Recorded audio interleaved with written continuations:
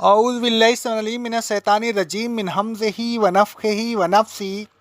آگے آنے والی آیات میں یعنی سورہ آل عمران کی آیت نمبر 121 سے لے کر 123 میں اللہ تبارک و تعالیٰ نے جنگ احد کے حالات بیان کیے ہیں۔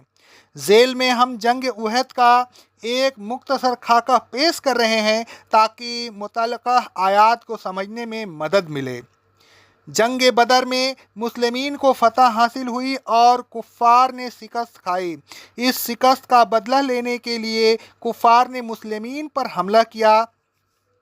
اللہ تبارک و تعالیٰ نے مومنین کو کافروں کے حملہ کی خبر دی اور ساتھ ہی تسلی بھی دی کہ اللہ تبارک و تعالیٰ 3000 فرشتوں سے تمہاری مدد کرے گا، بلکہ اگر کافروں نے جوش کے ساتھ حملہ کیا اور تم نے صبر کیا اور اللہ سے ڈرتے رہے تو اللہ 5000 فرشتوں سے تمہاری مدد فرمائے گا۔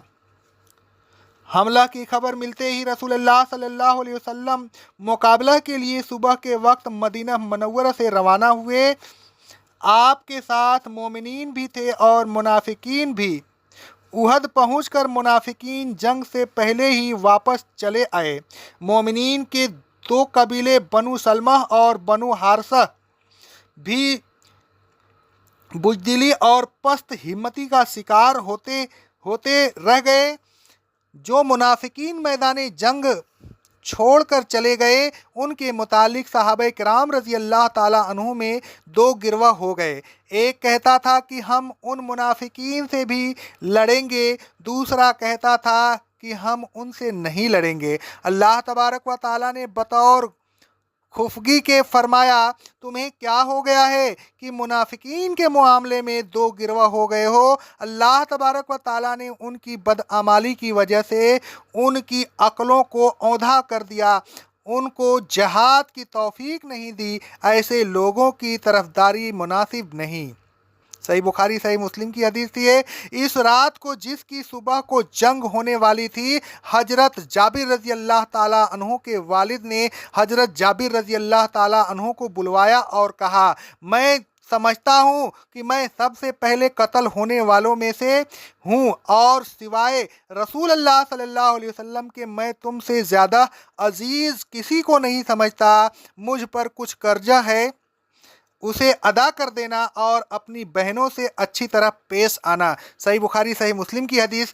رسول اللہ صلی اللہ علیہ وسلم نے مومنین کو مختلف مورچوں پر متعین فرمایا۔ آل عمران کی آیت نمبر 121 میں ہے، 50 تیر انداز کا ایک پیدل دستہ آپ نے ایک خاص جگہ متعین فرمایا۔ آپ نے ان پر عبداللہ بن جبیر کو امیر بنایا۔ پھر آپ نے ان لوگوں سے فرمایا، تم یہاں سے نہ ہٹنا اگرچہ تم دیکھو کہ ہماری فتح ہو گئی ہے اور ہم نے دشمن کو پامال کر دیا ہے، جب تک میں خود تم کو نہ بلواؤں، اور اگر تم دیکھو کہ دشمن ہم پر غالب آ گئے ہیں اور پرندے ہمارے جسموں کو نوچ نوچ کر لے جا رہے ہیں، پھر بھی تم یہاں سے نہ ہٹنا اور ہماری مدد کے لیے نہ آنا جب تک میں خود تم کو نہ بلواؤں۔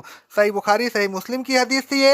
جب دونوں فوجیں صف آرا ہو گئیں تو کافروں کی طرف سے صبا نامی ایک شخص مقابلہ کے لیے نکلا۔ اس نے کہا، مجھ سے کون مقابلہ کرے گا؟ مسلمین کی طرف سے حضرت حمزہ مقابلہ کے لیے نکلے۔ حضرت حمزہ نے کہا، اے صبا، اے ام انمار کے بیٹے جو عورتوں کی ختنہ کرتی تھی، کیا تو اللہ کے رسول صلی اللہ علیہ وسلم سے لڑتا ہے؟ یہ کہہ کر اس پر حملہ کیا اور گزرے ہوئے کل کی طرح اسے ختم کر دیا۔ اقول قولی ھذا استغفر اللہ استغفر اللہ استغفر اللہ۔